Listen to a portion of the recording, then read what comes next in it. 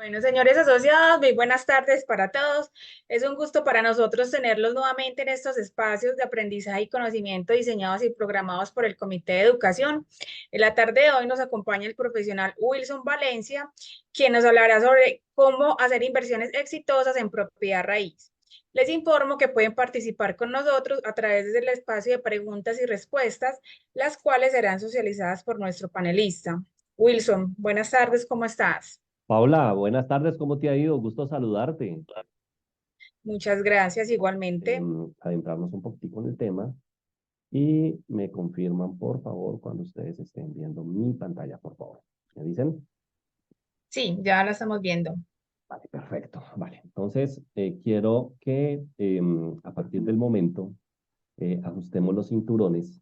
Vamos a pasar por una zona de turbulencia bastante fuerte. ¿Por qué? Porque quiero entregarles mucha información al respecto, mucha información al respecto para que ustedes tomen decisiones en un momento determinado. Es decir, no van a salir súper expertos, pero sí van a tener seguramente un campo de acción un poquitico más amplio con todo eso. Entonces, ¿cómo hacer inversiones exitosas en propiedad raíz? Desde ya estamos hablando de que es un mecanismo de inversión. Desde ya estamos hablando que es un mecanismo, no un mecanismo de ahorro, sino un mecanismo de inversión. Y si estamos hablando de un mecanismo de inversión, estamos hablando de que debe ser rentable. Definitivamente tiene que estar amarrado a la renta. Debe de ser rentable. Entonces, si hablamos de rentabilidad, estamos diciendo que debemos de ganarle a otras opciones. Debemos de ganarle a otras opciones. Entonces, si debemos de ganarle a otras opciones, a eso se le llama costo de oportunidad. Entonces, cuando uno invierte en propiedad raíz es porque uno está viendo costo de oportunidad en propiedad raíz.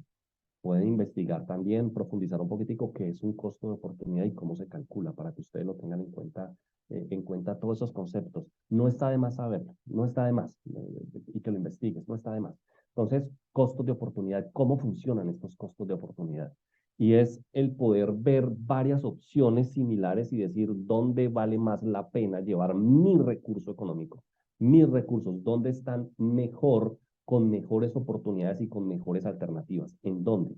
Y la propiedad raíz es una de ellas. La propiedad raíz funciona, funciona. Lo que pasa es que la propiedad raíz tiene dos componentes importantísimos y quiero, antes de esto, sigo todavía en la introducción, no entro en materia.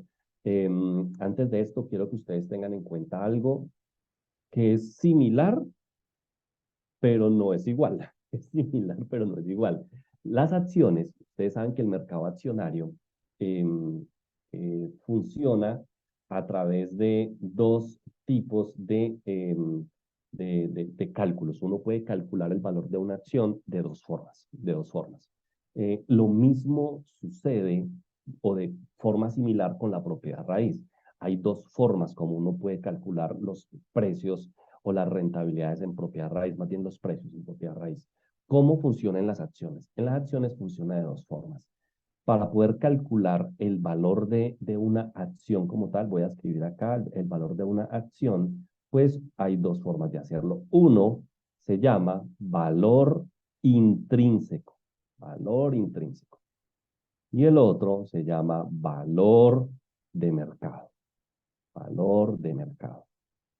Ojo con esos dos tipos de conceptos, valor intrínseco y valor de mercado. ¿Cómo es el valor intrínseco? El valor intrínseco es cuando tú coges el número de acciones o la cantidad de acciones que tiene emitida la compañía en la que tú estás invirtiendo sobre el valor del patrimonio, sobre cuánto cuesta mi patrimonio, en cuánto está el patrimonio. ¿Sabes por qué el patrimonio? Porque el patrimonio es lo que tiene realmente una empresa. Acuérdese que el patrimonio es una de las tres grandes agrupaciones de cuentas que tiene el balance general. El balance general tiene tres cuentas. No quiero confundirlos, sino que quiero explicarles el Génesis 1.1, hasta traerlos a este tipo de cosas. Es decir, quiero que tengan en la rueda completa, el ejercicio completo. Si voy muy rápido, me dicen. Si necesitan explicación nuevamente, díganme que con el mayor de los gustos lo podemos revisar. Entonces, miren, el balance general es el resumen de cómo está una compañía. Y en ese resumen hay tres grandes agrupaciones de cuentas. Están los activos, los pasivos y el patrimonio. Y esto tiene una ecuación. Dice activos menos pasivos es igual al patrimonio. Es decir, aquí va, voy a parafrasear. Todo lo que tengo menos todo lo que debo es igual a lo que realmente tengo, a lo que realmente es mío. Tengo un carro de 100 millones de pesos, tengo un crédito de 70. ¿Cuánto realmente es mío? 30. ¿Qué es 30? El patrimonio, lo que realmente es mío. ¿Cómo se calcula el valor de una acción? Número de acciones sobre lo que realmente vale la compañía, que es el patrimonio, no sobre los activos ni sobre el pasivo, es sobre el patrimonio. Y esto me da un valor. Aquí dice, cada acción vale tanto. Tiene 10 acciones y son 100 pesos el patrimonio. ¿Cuánto vale cada acción? Pues 10 pesos. Entonces, así es como se calcula el valor de una acción. Ahora, ¿qué es el valor de mercado? El valor de mercado es, listo, vale 100 pesos el valor intrínseco de esta acción. ¿En cuánto lo puedo comprar yo? ¿Cuánto vale para mí? Porque es probable que yo piense de que esta compañía va a tener muchísimos más ingresos, va a liquidar algunas de sus deudas y va a crecer muchísimo en patrimonio, luego el valor intrínseco va a crecer muchísimo. Entonces, si yo compro a un precio no de 10, sino de 12, pensando en que esto va a llegar a 20, me voy a llevar 8.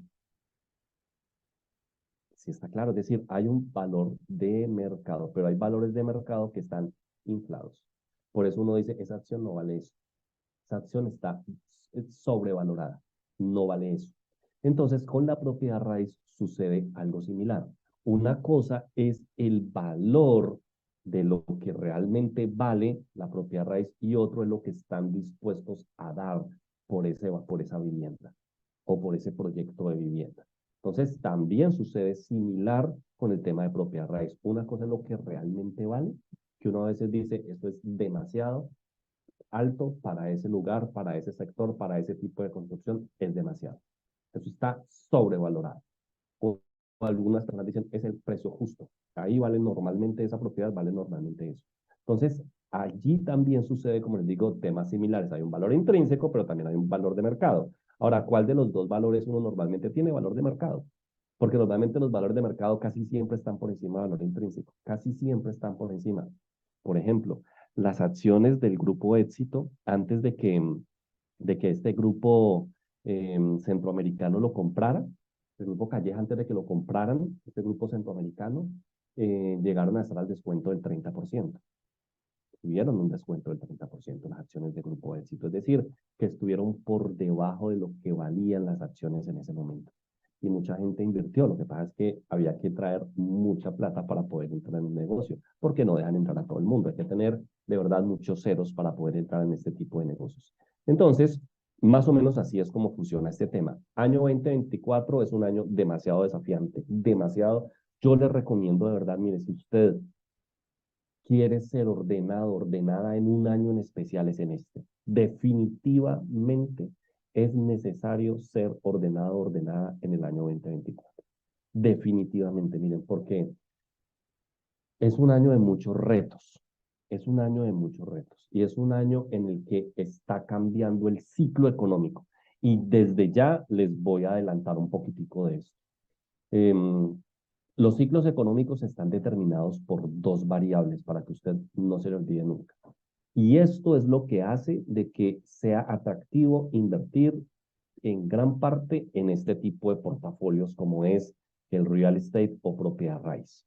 Entonces, uno es la inflación, y el otro es las tasas de interés, tasas de interés. Uno es la inflación y el otro las tasas de interés. Pregunta, pregunta. ¿Cómo está la inflación hoy en día? ¿Está alta o está baja? ¿Cómo está la inflación hoy en día? ¿Ustedes qué piensan? ¿La inflación está alta o está baja? ¿Me pueden decir?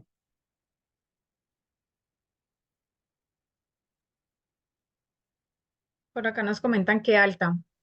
¿Cómo están las tasas de interés?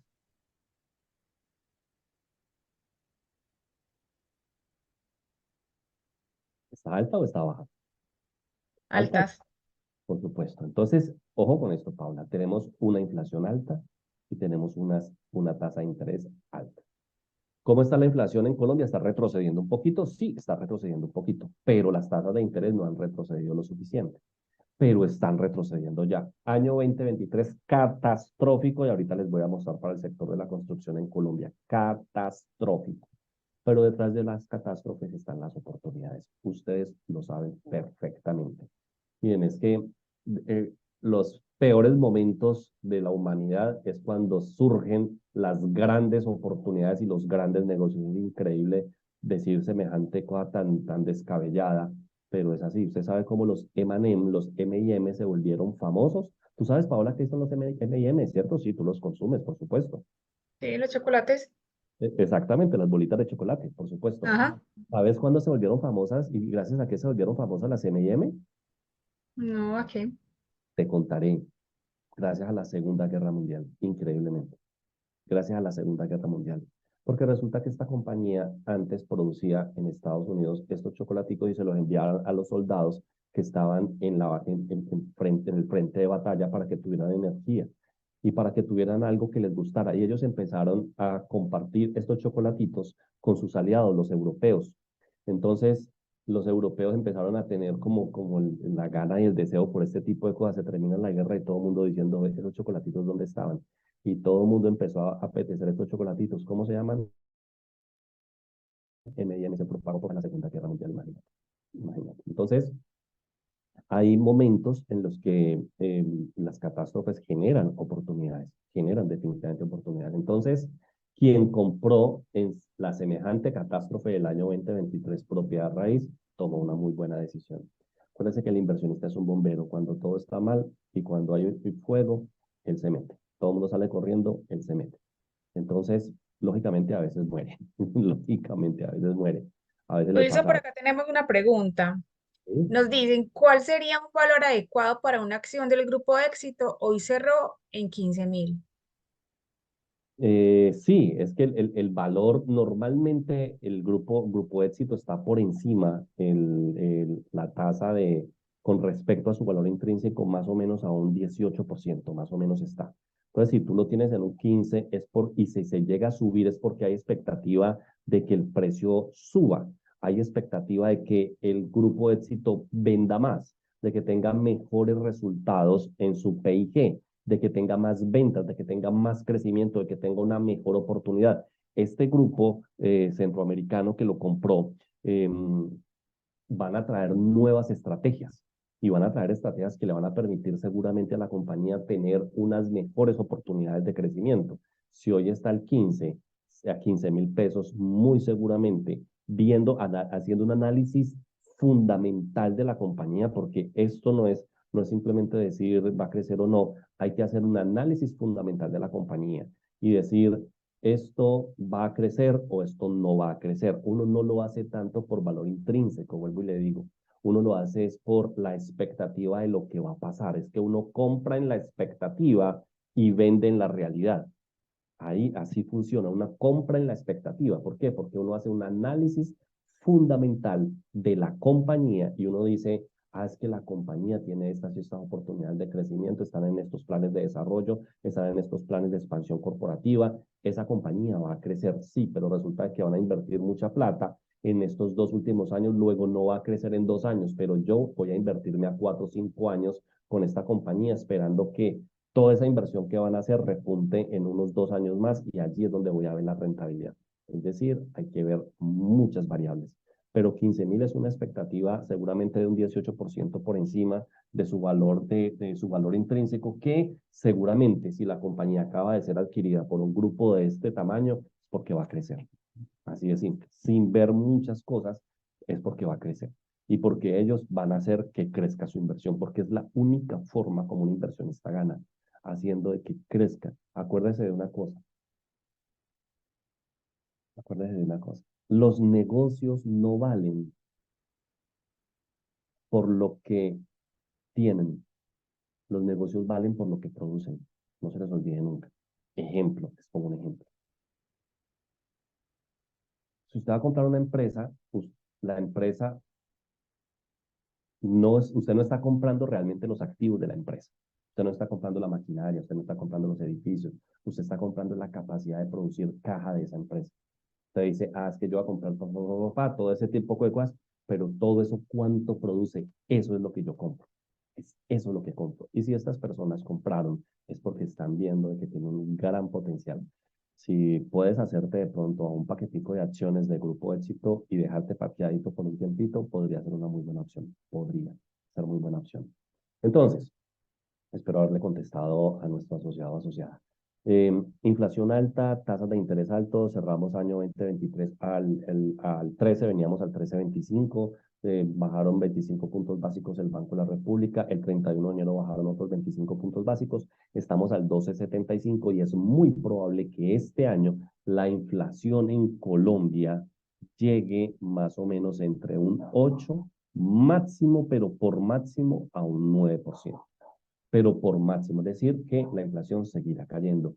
Y las tasas de interés, eh, eh, estoy equivocado, estas son las tasas de interés, perdón, este es el dato, prefiero corregir, es decir, que me he equivocado. Estas son las tasas de interés a como se piensa que van a llegar y la inflación se calcula que llegue máximo a un 6%. Entonces, si hoy en día, por ejemplo, usted se va a meter en portafolios de inversión, pues usted puede ver que hay unos que no son tan exóticos. Pregúntese, por ejemplo, un CDT en Comedal y usted va a tener unas tasas en los que si usted compra hoy y usted lo hace un año y sale en diciembre o en enero del próximo año, febrero del próximo año, si la inflación es al 6 y usted compra al 13%, cerca del 14%, pues usted va a ganarse un 8 real, sin arriesgar. Entonces, usted tiene que mirar todos estos componentes de inversión para que pueda estructurar un portafolio, para que usted misma pueda estructurar un portafolio. Entonces, estamos a puertas de un cambio de ciclo económico. ¿Qué quiere decir eso? La economía es cíclica, miren cómo venimos, miren cómo esto se mueve así. Entonces, estamos aquí todavía. Estamos en una economía deprimida, una economía recalentada, una economía que viene azotada por las tasas de interés y por la inflación altísima, pero ya están retrocediendo ambas. Si están retrocediendo ambas es porque esto va a cambiar. Y cuando la inflación es bajita y las tasas de interés son bajitas, pues ya no estamos en un momento de depresión, sino que estamos en un momento de crecimiento económico y de auge de la economía. Y aquí hay que tomar decisiones financieras diferentes a las que estamos tomando ahora. Entonces usted puede decir, ahora es excelente tales productos. En diciembre de pronto hay que pensar un poquito y de pronto no meterle tantísimo a ciertas cosas. Entonces es allí cuando usted tiene que mirar los ciclos de la economía y saber qué hacer y qué no hacer.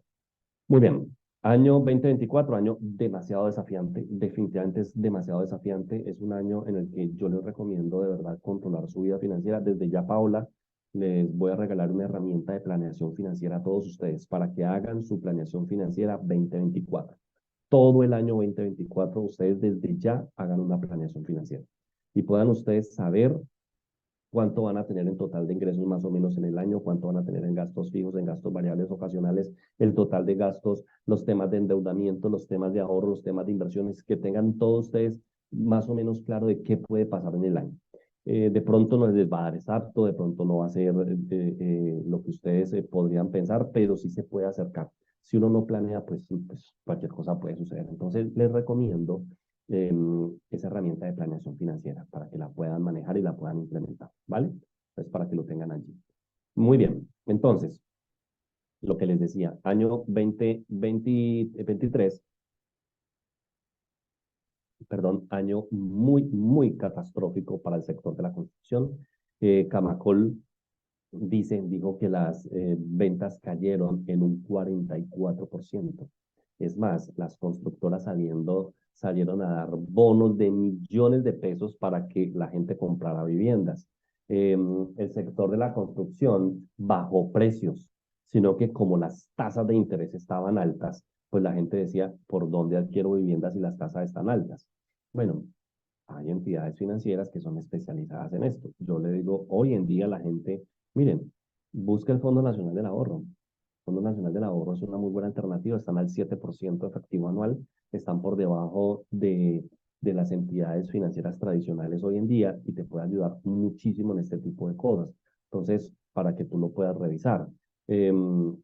Si usted, por ejemplo, compró vivienda en el año 2023, pues tú deberías de buscar oportunidades de renegociación de deudas, o de renegociación de tasas para ahorita que empezaron a bajar las tasas de interés. Entonces, fue un año muy catastrófico para todo ese tema, pero la inflación está cayendo. Como la inflación está cayendo en Colombia, hay que actuar de una manera distinta, hay que pensarse de una manera distinta. Y hay que retornar un poquitico a lo que estábamos haciendo en el año 2019. Es que acuérdense que cuando sucede la pandemia, se dijo Colombia necesita 4 años para recuperar su economía. Eso fue lo que casi todos los economistas decíamos. 4 años necesita Colombia para recuperar su economía. Una economía que está en una situación emergente, una economía que no es desarrollada. Si imagínense si le ha costado a las economías desarrolladas, ¿cómo no le va a costar a un país de economía emergente como el nuestro? 4 años. Y se espera que este año haya un crecimiento económico del PIB aproximado del 1.8 en crecimiento y de casi el 4 para el año 2025. Es decir, que el próximo año probablemente la economía ya esté a un nivel distinto. Ojo con lo que les voy a decir, no me lo vayan a malinterpretar, no me lo vayan a malinterpretar. Una cosa es el discurso político y otra cosa es lo que está sucediendo en la economía. En el tema político todo está vuelto un caos, ustedes bien lo saben, todo está vuelto nada y afecta el tema económico. Pero miren una cosa, desde afuera ven la economía distinta a como nosotros la vemos desde adentro, muy diferente. Nada más en Colombia, nada más llegan este año 26 compañías multinacionales a hacer inversiones en Colombia. 26 compañías multinacionales llegan a hacer inversiones en Colombia. Y de ellas, muchas, son más o menos como unas 9, llegan al Valle del Cauca, a mi tierrita, llegan al Valle del Cauca a hacer inversiones fuertes. Compañías europeas con músculo financiero importante llegan a hacer inversiones a Colombia. Desde afuera están viendo la economía distinta como la vemos desde adentro. Acá estamos todos, todo el mundo peleando con todo el mundo, todo el mundo, pero de afuera están viendo algo distinto. Entonces hay que detenerse un poquitico y decir, vení, ¿por qué es lo que está viendo el extranjero que aquí no lo estamos percibiendo nosotros? El cambio del ciclo económico, los cambios económicos y la oportunidad que va a tener el país de crecer su economía y que ojalá esto pueda suceder, ojalá por el bien de todos. Entonces, si cae la inflación, es el momento de entrar con portafolios. Bueno, esta es mi presentación, ustedes ya más o menos me conocen. Este es un disclaimer, esto no es una asesoría financiera, ni es una asesoría de inversiones. No lo vayan a ver así, cada uno de ustedes es completamente distinto, cada uno tiene necesidades diferentes, oportunidades diferentes, entornos diferentes, así que esto no es una pasta genérica para todo el mundo. Esto de pronto puedes tomar algunas cositas que te sirvan para ti, o a algunos definitivamente no les va a servir, o a otros les va a servir todo, pero no tomes decisiones viendo solamente esta presentación. Tienes que buscar información con fuentes confiables, con información confiable, leerla, analizarla y sacar tus propias conclusiones y con base en eso decidir. Pero no solamente basado en esto, por favor. Esto no es una recomendación de inversiones. Así yo diga, les recomiendo, haga de cuenta que no lo dije. Probablemente es por mi profesión de asesor financiero. A veces lo puedo usar, pero no lo tomen así como a usted le estoy diciendo, a usted le estoy diciendo, no, porque no es una asesoría. Documentese, infórmese, busque fuentes confiables de información y saca por favor tus propias conclusiones y con base en eso ya puedes hacerlo. Real estate es un punto de diversificación de inversiones. No es para invertir todo tu capital o todo tu patrimonio. No lo es. Esto fue en algún momento la superalternativa de inversión, pero hoy en día hace parte o debería ser parte de tu portafolio de inversión, que yo les recomiendo que como portafolio usted tenga 4 a 5 alternativas de inversión. Tengan 4 y 5 alternativas, que usted diga, estos que están acá están en renta fija, es decir, esto es un portafolio conservadores, este es un portafolio moderado y aquí tengo de pronto un tema de riesgo. Pero construye un portafolio de inversiones estructurado. Y ojalá esto que estamos revisando de real estate haga parte de tu portafolio conservador, no de riesgo, sino conservador. Entonces, para que lo tengas muy en cuenta. Tres rates. ¿Qué es rates? Es el real estate investment trusts, que es el tema de la propiedad raíz. para invertir en 2024, les recomiendo que ustedes lo investiguen, lo revisen. Son estos tres fondos que les estoy mostrando acá, son internacionales. Ese loguito del PEI se me fue en esa presentación que no va ahí, sino en la otra, así para que hagamos de cuenta de que esto no está ahí. A ver, voy a tratar de anularlo. Esto no está ahí, esto está en la otra presentación, se me fue ahí. Hagan de cuenta que eso está invisible. Entonces, tres que vale la pena que exploren, que revisen, que es Real Income, que vale la pena que lo revisen. Es un muy buen fondo de inversiones en propiedad raíz, es un fondo de inversiones en propiedad raíz, muy bien administrado, pagan dividendos, este fondo paga dividendos. Son como los tres criterios cuando uno va a invertir dinero en real estate a través de fondos, de fondos. Ojo con esto, ahorita les voy a decir cuáles son las inversiones que uno puede hacer. Pero los tres criterios con los que uno normalmente entra a fondos de inversiones que tengan normalmente dividendos, que los arrendatarios sean confiables, que sean muy buenos arrendatarios y que sus activos estén ubicados en zonas específicas, pero zonas privilegiadas. Entonces, este es un muy buen fondo de inversión, es un fondo muy reputado a nivel mundial. Bici también es muy bueno y Agree Realty también es muy bueno. Es decir, esos tres fondos vale la pena que los exploren, que los revisen, que saquen información, que los vean. Son fondos, como les digo, internacionales, porque uno no necesita comprar hoy en día la vivienda para invertir en propiedad raíz. Uno usa fondos inmobiliarios. Uno puede usar fondos. Y esos fondos, pues normalmente lo que buscan es generar grandes alternativas. Los fondos de inversión están golpeadísimos. Están golpeadísimos. Es más, por ahí hubo una alternativa con los que están tomando alternativas de inversión y se dejan asesorar por nuestro equipo de trabajo. Entraron a un portafolio precisamente de el PEI el año pasado, que el PEI estaba a un descuento del 35%. Y su expectativa de inversión a 3 años era del 24% y esto va a estar muy disparado, muy por encima.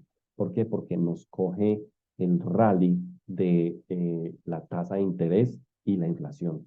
Entonces se compró a un precio bajo y ahora se va a subir bastante. Esto hace que esa inversión sea muy buena y haya sido muy buena el año pasado. Entonces, esos son como los tres criterios y aquí en Colombia tenemos algunos que vale la pena mencionar. Son nuestros, están en Colombia, pero hay que informarse. Uno de ellos es el PEI, por supuesto, que es el fondo inmobiliario más grande que tiene el país. Esto, aquí tú no puedes comprar directamente, aquí tienes algo que se llama TEIs, que son como unos bonitos que tú compras, los TEIs, y tú entras normalmente aquí con firmas comisionistas de bolsa, al PEI. Tienes fondos inmobiliarios también que se cotizan a través de fondos de pensiones voluntarias, como por ejemplo Scandia, que es un fondo de pensión voluntaria y es un fondo de pensiones tradicional. Entonces, con ellos también hay unos portafolios. Hay uno por allí que se llama Progresión, que ha tenido muy buenos rendimientos también, para que ustedes lo revisen. Está este Decir Renta, que es de acciones y valores. Ha dado muy buenos resultados en los últimos años, a pesar de la crisis que hubo por el tema del confinamiento, por el tema de pandemia, se ha levantado muchísimo este fondo que estuvo en terrenos críticos, terrenos complicadísimos, pero que se ha levantado muchísimo y va a crecer muchísimo. En Moval, que es el de Credit Corp Capital, desde que era Correval existía Inmoval, que es el fondo de inversiones en bienes raíces, en real estate de esta firma comisionista. Lo que pasa es que estas firmas comisionistas normalmente, algunas le piden mucho dinero para entrar en este tipo de fondos. Por ejemplo, Inmoval le pide unos recursos importantes para poder pertenecer allí. Hay otros fondos administrados por otras firmas comisionistas, pero ya son fondos un poco más pequeños. Este es un fondo que no es muy grande. Este con pocos recursos puedes entrar, este con algunos recursos también puedes entrar, pero este necesitas a través manejarlo a través de una administradora, es decir, una firma comisionista, y este necesita unos recursos distintos para poder entrar. Entonces, hay unas barreras de entrada, hay las inversiones grandes a veces son para el que tiene el flujo de caja bastante importante, algunas no. Entonces, estos son los nacionales que vale la pena que tú los revises Y estos son los internacionales que también vale la pena que los revises. Ahorita les prendo una alerta porque cuando usted tiene propiedades o usted tiene inversiones en Estados Unidos, necesitas desde ya empezar a llenar unos formatos. Fue una nueva ley que nació en Estados Unidos. Muy bien.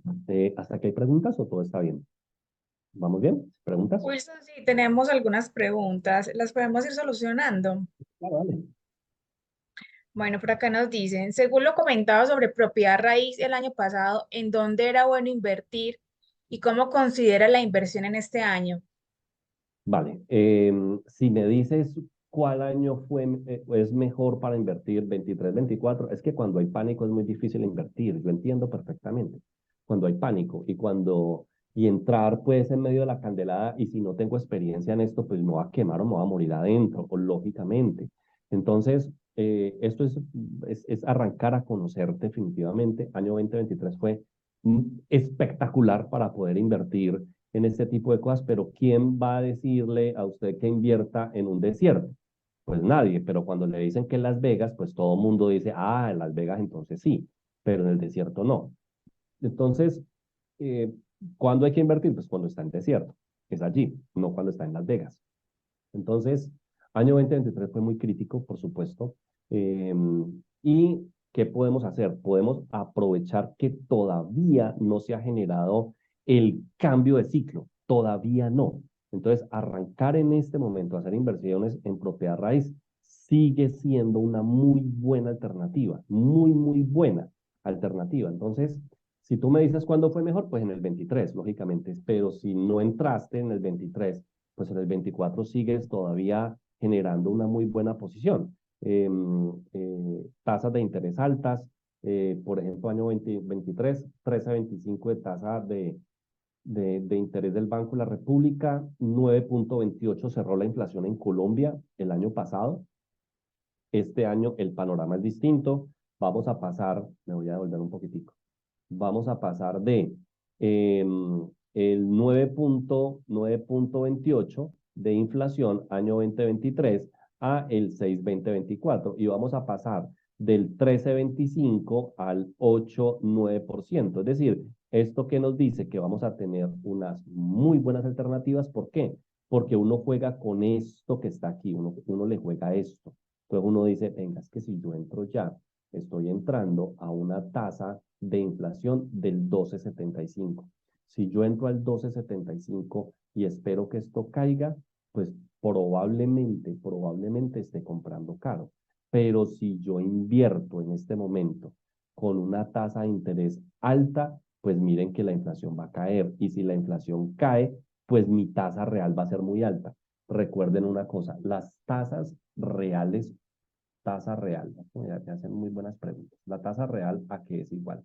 A las tasas de interés esperada, tasa de interés esperada menos la inflación. Entonces, tasa real. En este momento, tasa de interés esperada, 14% en un CDT, por ejemplo. Inflación del 6. Tasa real, el 8. Maravilloso. Espectacular. Buenísimo. Buenísimo. Entonces, esto es para poder tomar decisiones acertadas. Entonces, por ejemplo, usted puede ver que la valorización juega muchísimo a favor de los negocios de propiedad raíz, la valorización. Y las valorizaciones son las ganancias que uno tiene. Voy a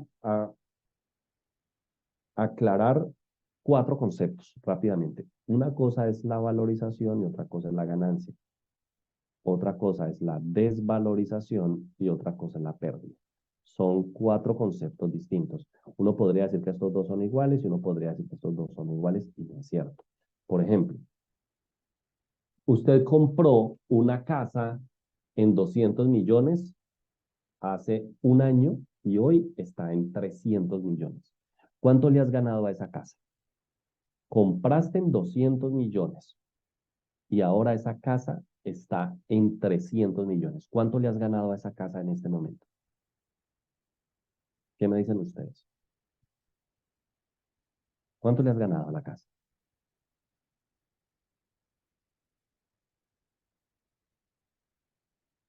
Esa ¿Están escribiendo? Sí. Por acá nos dicen, debe restarle el interés que pagó y la inflación. Bueno, hagamos de cuenta que ya se restó interés e inflación. Por acá nos dicen un 20%. Ok, perfecto. Miren, usted no le ha ganado ni un peso. La vivienda se valorizó 100 millones. ¿Cuándo usted ve la ganancia? Cuando vende. Si usted no vende, usted lo que tiene es una valorización, no una ganancia. ¿Cuándo materializa la valorización? Cuando vendes. Allí es cuando tienes la ganancia. Es como la desvalorización y la pérdida. Compraste un carro en 100 millones, hace 3 años está en 50. ¿Cuánto le has perdido al carro? Nada. ¿Por qué? Porque no lo has vendido. ¿Cuánto se ha desvalorizado? Ah, en 50 millones, pero no lo voy a vender, no voy a materializar pérdida. ¿De acuerdo? Por eso uno muchas veces se queda en las inversiones para no materializarse en pérdidas. Pues para que tengamos en cuenta que una cosa es una valorización y otra cosa es una ganancia. Uno no puede decir, no, es que yo compré esta casa y le he ganado 200 millones de pesos. No, no le has ganado nada porque no la has vendido. Cuando la vendas, ahí sí ya le ganaste. Muy bien. Muy bien, aquí vamos. Hablemos entonces de inversiones. Entonces, em, invertir es un ejercicio en donde uno quiere ganar definitivamente más dinero. Hay que buscar alternativas de que sean rentables. Para eso está el concepto del interés compuesto. Las inversiones normalmente como tal se mueven con tasas de interés compuesto. Los ahorros se mueven con interés simple normalmente, entonces hay una diferencia entre interés simple e interés compuesto. Normalmente el interés compuesto es capitalización del interés, el simple no tiene capitalización de interés. Entonces hay que ver varios conceptos de planeación financiera, qué es el capital, qué es el costo de oportunidad. Cada uno de estos conceptos es importantísimo. Como ustedes les van a enviar las memorias, se los dejo para que ustedes lo investiguen un poquito, cada uno de esos conceptos, pero hay que tenerlos clarísimos a la hora de tomar decisiones financieras. Entonces, defina un punto de partida, identifique cómo está en este momento, si usted quiere incursionar en este tipo de alternativas de inversión, cómo está su estado de patrimonio. ¿Cómo está su estado de patrimonio? Es decir, ¿cuáles son los activos que usted tiene que le quitan caja y cuáles son los activos que le suman caja? Yo siempre digo, mira, voy a mezclar algo. Esta es la curva de la vida. Llega uno a este mundo a los 0 años, sale de este mundo. Normalmente ustedes bien lo saben mucho más que yo. Expectativa de vida de una persona, máximo 80 años. Mitad de vida de una persona entonces, 40 años. Normalmente. Uno, bueno, empieza a trabajar uno a los 20 años y trabajará hasta los 65 porque se vienen dos reformas pensionales donde hombres y mujeres saldremos a los 65 años de trabajar. Entonces, a los 20 años empiezas, antes de los 20 años, pues uno es absolutamente dependiente y después de los 65, si no generaste para ti mismo un tema pensional, pues vas a ser dependiente y no sé de qué irás a ver. Entonces, por eso es que uno normalmente hace este tipo de cosas para llevar dinero al futuro cuando uno ya no pueda producir. Uno no invierte para el presente, uno invierte para el futuro porque es que en el futuro es cuando uno dice, va a estar cansado, voy a estar seguramente un poquito más pausado, voy a perder un poquitico de energías y no quiero estar con este volteo, entonces yo invierto para que en el futuro tenga opciones que me metan dinero al bolsillo, sin necesidad de yo estar trabajando todo el tiempo. Entonces, normalmente uno entre los 20 y los 40, uno tiene activos o tiene más bien uno patrimonios improductivos su carro, su casa, su finca, patrimonios improductivos. No producen dinero, antes le quitan dinero. Y uno normalmente también, ojalá antes de los 40 años, por ahí hasta por acá, uno ya genera patrimonios productivos. Patrimonios productivos. Y es aquellos que te permiten generar recursos. Entonces, uno, dependiendo de su edad, debe hacer el análisis y decir, venga, de todo el patrimonio que yo tengo a la fecha, ¿cuántos años tengo? Ejemplo, no, yo tengo 45 años. Entonces, ¿qué patrimonios tengo que son productivos y qué patrimonios son improductivos? Wilson, tengo dinero en mi cuenta bancaria. ¿Eso qué es? Pues eso es parte de tu patrimonio, por supuesto. Wilson, tengo CDTs en Comedal. ¿Eso qué es? Pues también es patrimonio tuyo, por supuesto. Entonces, Wilson, tengo inversiones en este tipo de alternativas.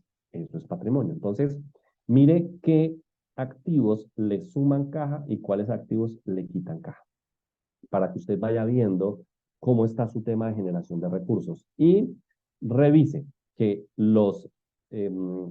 aquellos que a usted le quitan activos que le quitan caja, son pasivos.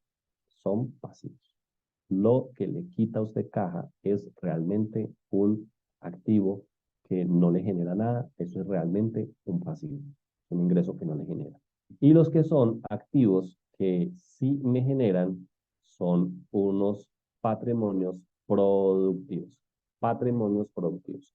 Entonces allí cuando uno empieza a tomar decisiones, y ese sonido tan fuerte, perdón, ahí es cuando uno empieza a tomar una serie de decisiones y uno dice, venga, ¿cuáles son las decisiones que yo debo tomar en los momentos de mi vida? Y ahí está. Pienses en patrimonios productivos e improductivos dependiendo de qué es lo que está pasando en un momento determinado. Entonces, esto para que ustedes lo revisen y hagan sus primeros análisis. Haga un análisis de su flujo de caja. Acuérdese una cosa, si usted está tomando nota, es importante de que piense en esto. Lo más importante en su vida financiera, lo más importante en su vida financiera es su flujo de caja. No lo olvide nunca. Su flujo de caja. Wilson, ¿qué es el flujo de caja? Es la comparación que hay entre los ingresos menos los egresos. Ese es el flujo de caja. ¿Qué pasó con esto? Eso se fue por otra parte. Ingresos menos egresos. Ingresos menos egresos. Y ojalá los ingresos sean superiores a los egresos. Es decir, que usted tenga flujo de caja libre. Si usted tiene flujo de caja libre, usted tiene oportunidades. Las empresas y las personas no quiebran por, por nada diferente a flujo de caja. Es por flujo de caja que la gente y las empresas quiebran, por flujo de caja. Entonces, ojo con esta variable que es importantísima que usted la tenga en cuenta. Entonces, si usted va a generar algún tipo de inversión y usted requiere de endeudamiento para esa inversión, ojalá que usted no haga esto, que adquirir un pasivo para generar algo que me traiga gastos. Compro mi casa y mi casa lo único que me trae es gastos. Sí, me evita, por supuesto, los gastos, pero me trae gastos, por supuesto. Es decir, no me echa dinero al bolsillo. Si yo voy a invertir es porque quiero tener un apalancamiento financiero para algo que me genera, que es realmente un activo productivo, que me genera ingresos y yo con esos ingresos puedo cubrir algunos gastos. Esto es contabilidad y finanzas. Estos son cuentas de balance general o estado de la situación financiera y estos son cuentas de estado de resultados o de PIG. Así se conectan. Entonces yo adquiero un pasivo para atraer activos que me generen ingresos para después cubrir gastos. Pero no es traerme un pasivo para generar gastos, porque ahí ¿qué estoy haciendo? Ahí no estoy tomando decisiones adecuadas, ¿de acuerdo? Entonces uno normalmente lo que hace es este tipo de cosas para poder tomar mejores decisiones. Estos son los elementos que uno cuida en su vida financiera. Vamos a hablar puntualmente de este que está ahí, lógicamente. Entonces, uno habla de sus decisiones financieras, uno habla del tema de impuestos, que esto está gravísimo para el año 2024. Ahí es cuando, este año es cuando vas a ver el golpe de la reforma tributaria de Petro.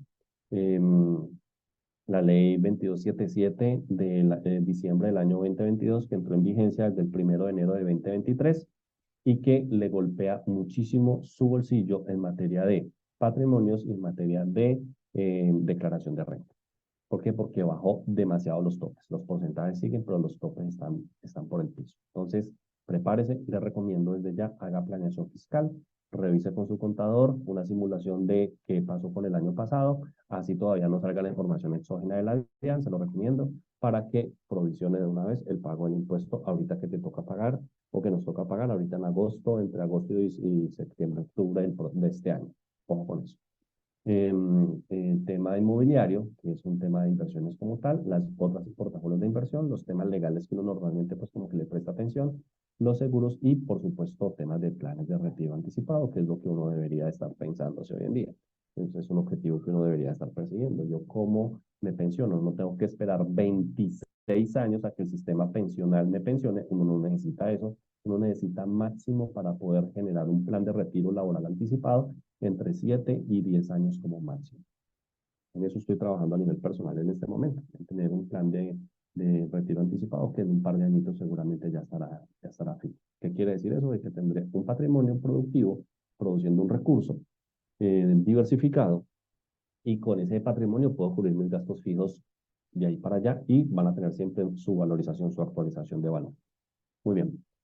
Y inversiones, ¿qué es mejor? ¿Comprar vivienda o alquilar? Algunas personas dicen, no, lo mejor es alquilar porque usted va a coger un valor muy alto y lo va a tirar a un patrimonio improductivo.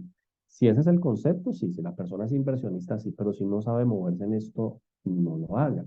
No lo haga porque es que las personas que toman ese tipo de decisiones es porque saben invertir, saben mover la plata.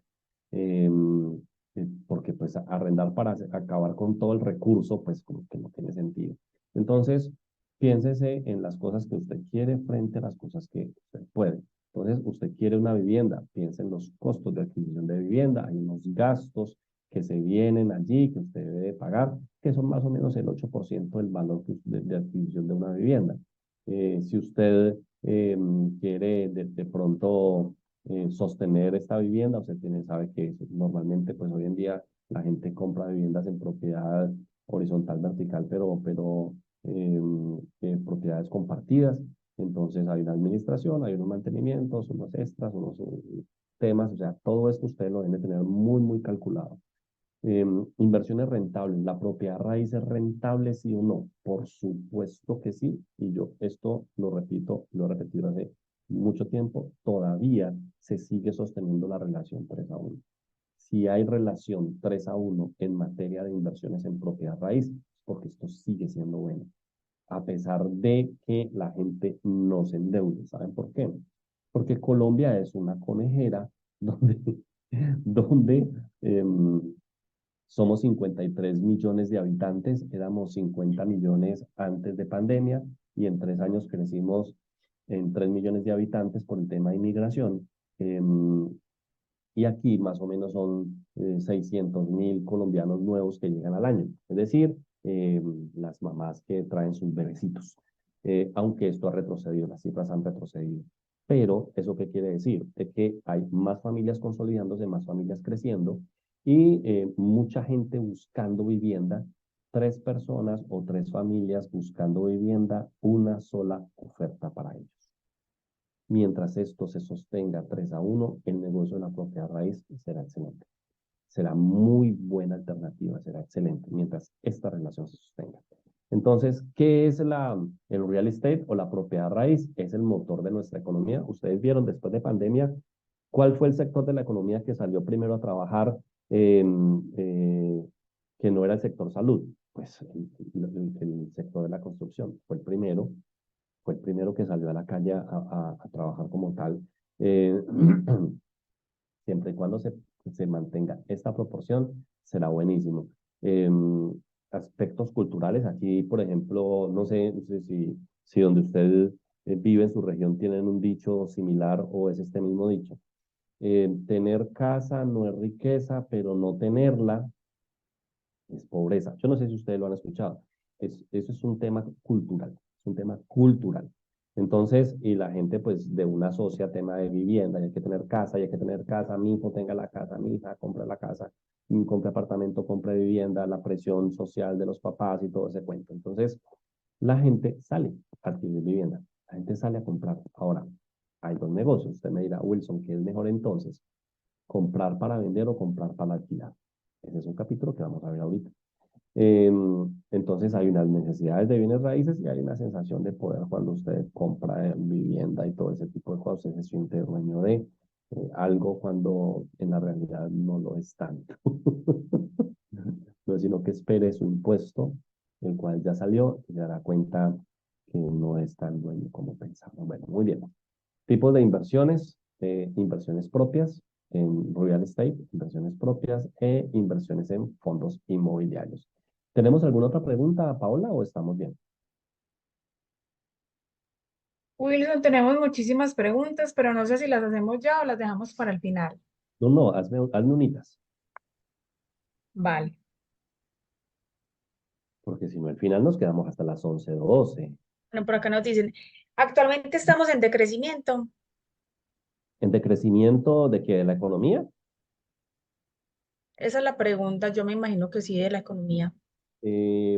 Al contrario, estuvimos en una caída libre en la economía, ya tocamos fondo en el tema económico, ya tocamos fondo. Miren, por ejemplo, lo que pasó con el tema del precio del dólar, el tema de la tasa de cambio. Mire, increíblemente, los europeos y estadounidenses que vinieron a hacer inversiones en Colombia y principalmente en propiedad raíz y todo esto, se ahorraron 10 años de vida. 10 años de vida se ahorraron por el tema de la tasa de cambio, por venir a hacer inversiones acá. Por ejemplo, miren, allá en Medellín, ¿por qué se disparó muchísimo los precios? Principalmente por estos temas y por el reggaetón. El reggaetón cogió la ciudad y la disparó.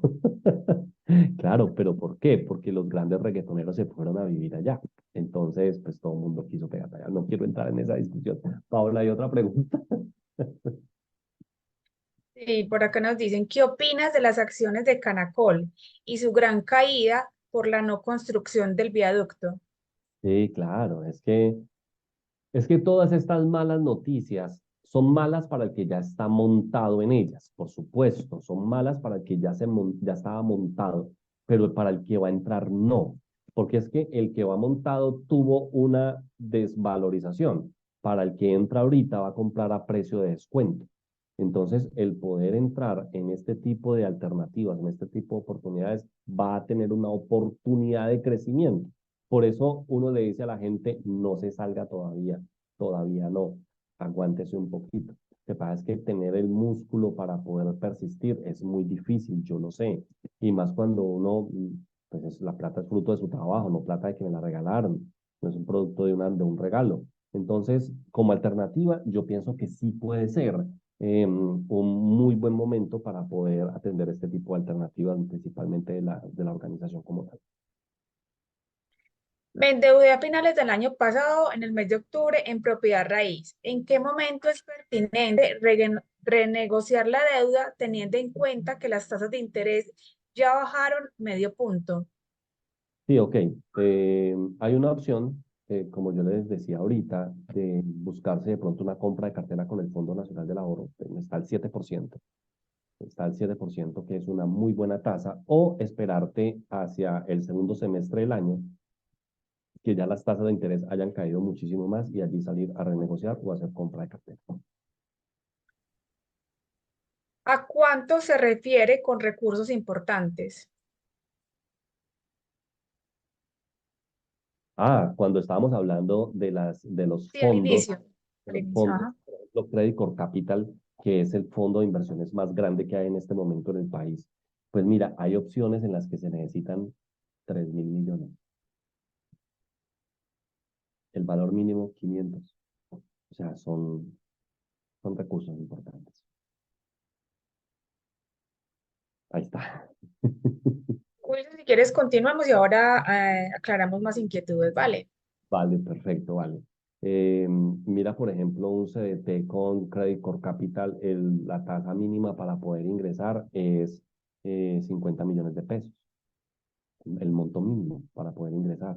Y hay montos mínimos de 100 millones de pesos. O sea, estas firmas a veces son muy pinchaditas. Por ejemplo, eh, hay una firma que a nosotros nos gusta mucho y nos gustaba muchísimo y muchas de las personas que entraban con nosotros a temas de asesoría se las recomendábamos, que era Corredores de Vivienda, que era antes Corredores y se fusionó con la vivienda y montaron esta firma y esta firma está en un crecimiento gigantesco.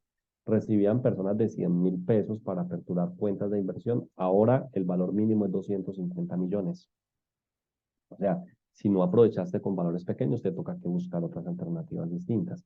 Pero las firmas comisionistas hoy en día, muchas son pinchadas y Credit Corp Capital es bastante pinchado, muchísimo. Entonces, el fondo Inmoval requiere de recursos. Entonces, muy bien. Aquí les abro un paréntesis para que esto lo tengan muy en cuenta para los que están en este momento conectados o que se van a conectar luego a través de ver los videos.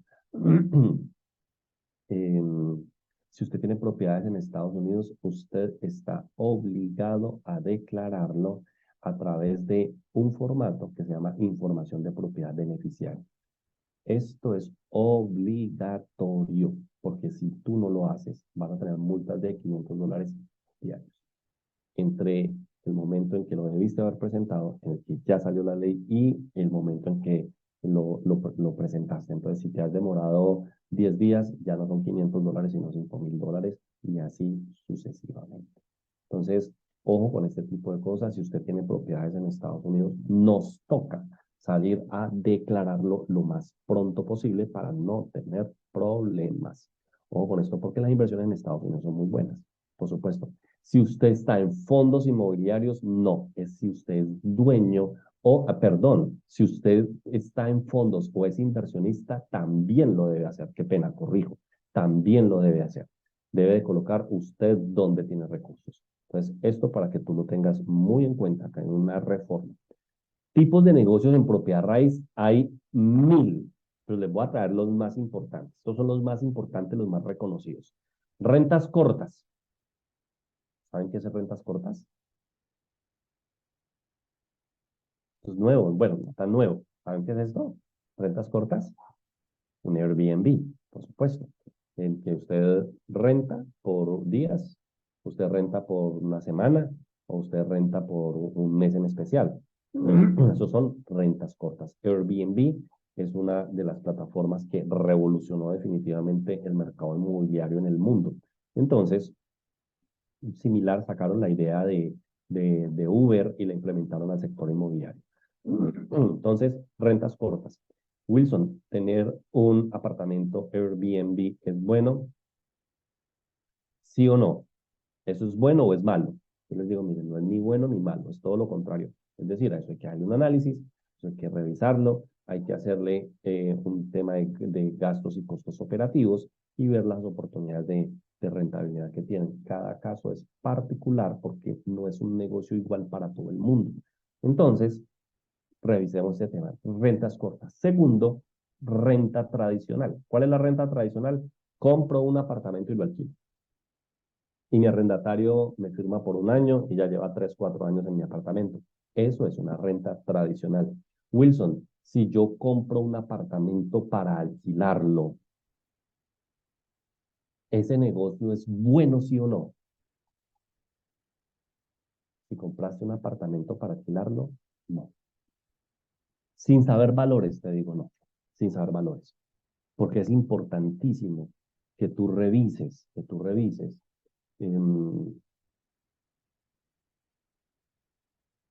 la rentabilidad que te arroja ese negocio. Normalmente el sector inmobiliario en rentas tradicionales te da máximo el 6% anual. Uy, 60 no, 6%. 6% efectivo anual. 6% efectivo anual. Imagínense, la inflación del año pasado cerró al 9,28 y tuvo el 6%. ¿De acuerdo? Wilson, yo estoy pagando una vivienda en este momento. ¿Vale la pena comprar vivienda o sigo alquilando? Depende, porque hay que hacerle unos análisis. Entonces, ejemplo, tengo uno de nuestros clientes vive en un apartamento, en una casa, perdón. Entonces él me decía, Wilson, yo estoy pagando tanta plata por la casa, estoy pagando tanta plata por la casa. ¿Vale la pena seguir en arriendo o comprar vivienda? Pues después de hacer un análisis, uno le dice, no, mire, vale la pena que salgas a comprar vivienda ya. ¿Por qué? Porque tienes que comparar ese 6%. Ejemplo. Em, Tienes un apartamento, una vivienda de 300 millones de pesos. De 300 millones de pesos. Voy a ponerles un ejemplo. 300 millones. Entonces, las rentas en 2 millones de pesos mensuales. 2 millones de pesos mensuales, las rentas. Es decir, ¿cuánto tienes al año? Al año tienes 24 millones de pesos. 24 millones. ¿Cómo me doy cuenta de la rentabilidad de este negocio? Hay algo que ahorita les voy a mostrar con un poquito más de detalle, que se llama un indicador que es el cap rate. El cap rate, que es un indicador de propiedad raíz de real estate. Cap rate. Cap rate. Y el cap rate lo que dice es, coja el valor del ingreso mensual y divídalo en la inversión. Es decir, divídalo en este valor que está aquí. Coja el valor del ingreso al año y divídalo en la inversión. ¿Cuánto les da eso? ¿Me pueden ayudar? 24 millones dividido 300 millones. ¿Eso cuánto da? O coja 24 dividido 300. ¿Cuánto da? ¿Quién me ayuda? Para no sacar el celular ahorita ni por calculadora. ¿Quién me ayuda? 24 dividido 300. Ah, multiplíquelo por 100 para que me den porcentaje, ¿no? Porque eso da 0,0. 8%. Gracias, muchas gracias. Me da el 8%. Entonces, si yo tengo, por ejemplo, una rentabilidad del 8%, yo puedo decir, mire, el negocio es bueno, por supuesto, el negocio es bueno. Ahora, si yo digo, si es el 6%, la rentabilidad que yo debo que me da normalmente el sector inmobiliario, si yo tengo una vivienda de 400 millones de pesos, ¿en cuánto es lo mínimo en lo que yo lo debería de alquilar mensualmente? Si el real estate me produce el 6, ¿cuánto? ¿Cuánto? ¿Y cuánto lo debería alquilar mensualmente? ¿Quién me hace la operación? 400 millones vale esa vivienda. Te quieres ganar el 6. ¿En cuánto alquilas?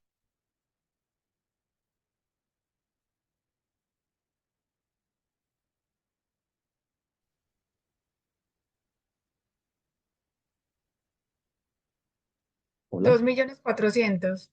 ¿En 2.400? Ajá. Hola, pero qué habilidad. Qué buenísimo. Hola. Felicitaciones. Muy hábil. 2.400, perfecto. Yo aquí me puedo dar cuenta, si tengo un bien de 300 y lo alquilo en 2 millones de pesos, yo puedo decir de que lo estoy haciendo fantástico, estoy por encima de la media de mercado. Es más, si usted está viviendo en una vivienda de 300 y usted paga 2 millones de pesos, usted está pagando más de lo que debería de pagar, porque funciona para un lado y para otro. Usted está por encima de lo que debería de pagar. Si usted está viviendo en una de 400 millones, lo máximo que usted debería de pagar serían 2 millones 400. Si usted tiene una vivienda y quiere ganarse el 6%, ¿en cuánto es lo mínimo que la debería alquilar? En 2 millones 400. Wilson, el negocio está en el alquiler o en la venta.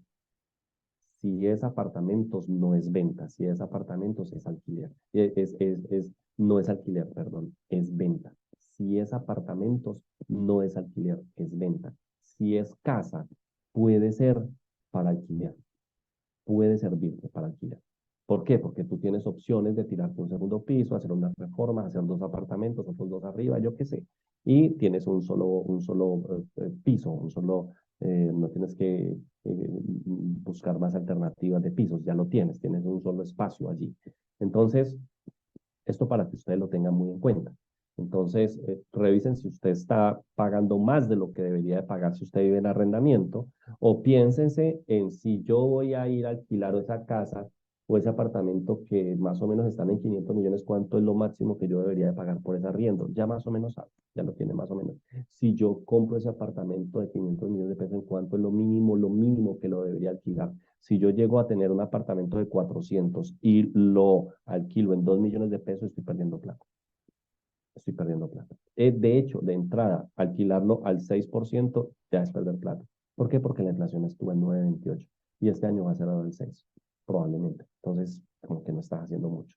Fix and Flip, ¿qué significa Fix and Flip? Fix and Flip es comprar, remodelar, vender. Comprar, remodelar, vender. Eso es Fix and Flip. Se le llama en Estados Unidos flipping.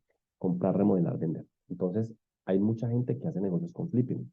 ¿Por qué? Porque compran y venden proyectos. Aquí hay empresas que se especializan en flipping y que usted puede participar. Es más, usted puede decirle a la empresa, vean, ¿ustedes qué quieren comprar? Porque las empresas que hacen esto normalmente funcionan así.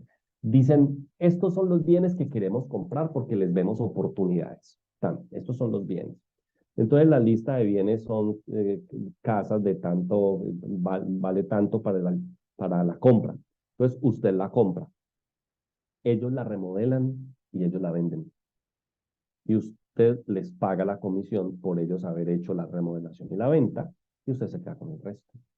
Entonces, miren cómo funcionan este tipo de negocios en Colombia. Eso se llama flipping. Entonces, usted no necesita que ir a buscar el maestro de obra, a menos que usted tenga el tiempo suficiente. Dice, no, yo quiero pagar comisiones a otro. Yo voy y consigo el maestro de obra, yo mismo le hago la reparación, yo mismo la arreglo, la pongo a tono y pum, salgo y la vendo. Perfecto, estás haciendo flipping. El otro se llama buy and hold, que buy and hold es comprar, ganarme la valorización y alquilar. Comprar, ganarme la valorización y alquilar. Esto normalmente uno lo hace con algunas viviendas eh, y esto lo hace principalmente uno con casas habitacionales, normalmente, hace uno con casas. Fondos inmobiliarios como que los que les dije ahorita, o hay personas, por ejemplo, que se compran una casa, lo que están haciendo hoy en día muchísimo en Bogotá las constructoras, que compran una casa grande y ahí montan un edificio de 5 o 6 pisos y lo llenan de apartamentos. Esos son desarrollos inmobiliarios. Uno puede hacer desarrollos inmobiliarios, por supuesto. O puede irse a los Real Investment Trust y montarse en inversiones en el sector inmobiliario, pero en el exterior, en inversiones en el exterior. Entonces, estas son como las más tradicionales, las que más uno conoce como tal. ¿Cómo invertir en todo esto? Mire, hay que hacer planeación financiera, definitivamente hay que hacer planeación financiera, hay que saber usar la deuda. Ojo con esto, porque yo siempre digo algo que es importantísimo. La deuda es un negocio en doble vía. La, vía la deuda es un negocio en doble vía, sino que la gente que se endeuda no sabe endeudarse. Se endeudan únicamente para gastar. Y ok, uno puede decir, mira, yo me quiero financiar mis vacaciones, no tengo la plata ahora, pero me quiero ir de vacaciones y yo luego voy pagando suavecito esas vacaciones, pero no tengo la plata ya y me quiero ir de vacaciones. Perfecto, está bien. Si es lo que tú quieres hacerlo, ok. Que si es lo adecuado, pues probablemente no. Pero si lo quieres hacer, ok. Pero en inversiones en propiedad raíz, la deuda es un apalancamiento extraordinario. Extraordinario. Es más cara la plata tuya para invertir en propiedad raíz que la plata prestada de una entidad. Es más cara la plata tuya. Y tú dirás, pero ¿cómo es posible? Ahora te voy a explicar. Por ejemplo, cuando Paola, le pregunté a Paola, ¿vas a invertir en propiedad raíz? Me dice que sí, con plata tuya o prestada. Me dijo prestada. Le dije, fantástico, es lo mejor. Es lo mejor. Porque la plata de nosotros es muy cara para poder invertir en este tipo de cosas. Ahorita les voy a explicar por qué. Puedes utilizar beneficios tributarios, por supuesto que puedes utilizar beneficios tributarios a la hora de hacer negocios de este tipo de cosas. Hay algunos que debes de saber cómo funcionan. Hay algunos que debes de saber cómo funcionan. Para esto, yo siempre les he dicho, cuando tú vas a invertir o tú vas a hacer movimientos con tus recursos, necesitas dos tipos de profesionales. Ustedes no pretendan ni quieran saber todas las cosas y ser expertos en todo porque es imposible. Ustedes no tienen el tiempo suficiente para todo esto, porque esto requiere de mucho análisis y de mucha especificidad de términos y de cosas. Entonces, usted necesita un financiero y usted necesita un tributarista. Estos son las manos derechas de un inversionista. Si usted no tiene un financiero que le ayude a tomar decisiones y un tributarista que se hable con el financiero para que puedan tomar decisiones que le beneficien a usted, pues puedes correr muchos riesgos. ¿Por qué? Porque siempre les he dicho, en inversiones pueda que uno desarrolle una sábana que, con la que te puedes arropar la cabeza. Pero el tributarista es el que se cerciora de que si te estás arropando la cabeza, no te desarropen los pies. Entonces el financiero te tapa la cabeza, el tributarista no te deja desarropar los pies. Porque a veces salimos a hacer inversiones y todo lo que nos ganamos se lo terminamos entregando a la DIAN y más ahora con la última reforma tributaria. A la cual les digo, préstenle muchísima atención, por favor. No se dejen asesorar solo por profesionales que no tengan experiencia en temas tributarios.